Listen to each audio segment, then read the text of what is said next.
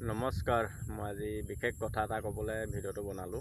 আপোনালোকক দেখাম কি কথা ক'বলৈ মই ভিডিঅ'টো বনাইছোঁ, চাব দেই। এইবোৰ বাঁহবোৰ চাওকচোন, বাম খেতি কৰি মানে বাঁহবোৰ ইয়াত পেলাই থৈছে।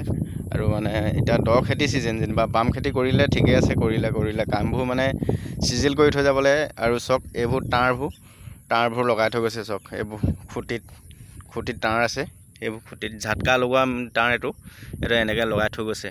মানে এতিয়া ট্ৰেক্টৰ যদি চকাত বা নাঙলত যদি ফচি যায় তেতিয়া কি হ'ব চাওকচোন।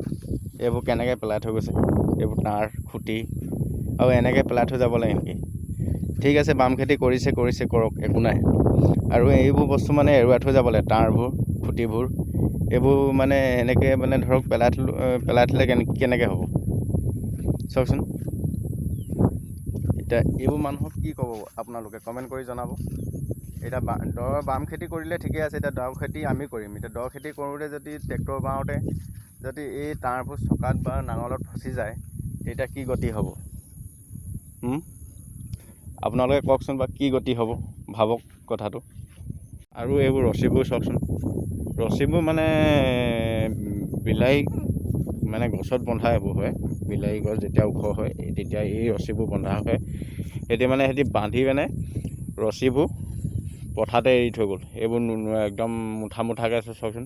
হাল বাওঁতে মানে এনেকুৱা কষ্ট হৈছে, মানে আকৌ নাঙলৰ পৰা এৰুৱাব লগা আছে, কাটি আকৌ নাঙলত মানে মেৰিয়াই ধৰিছে, মানে কষ্ট পাইছে। এইবোৰ চাওকচোন, মুঠাকৈ একদম ধুনীয়াকৈ পথাৰত পেলাই থৈ গৈছে।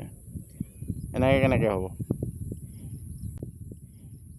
এইবোৰ পৰা মানে চবৰে কষ্ট হয়, আৰু মোৰ বুলিয়ে নহয়, ইয়াত মানে প্ৰায় বাম খেতি 4 পুৰামান কৰিছে। চব মানে 4 পুৰাতে এনেকুৱা মানে প্ৰব্লেম পাইছে।